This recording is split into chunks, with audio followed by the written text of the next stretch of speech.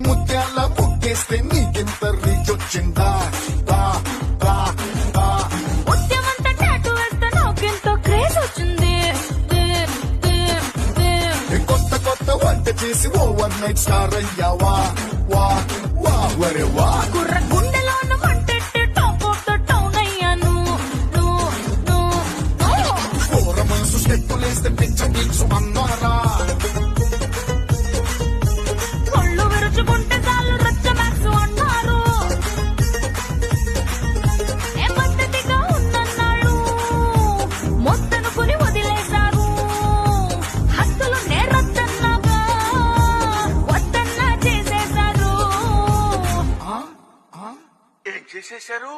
viral viral వయ్యారి నేనే వయసొచ్చిన అడుపాపు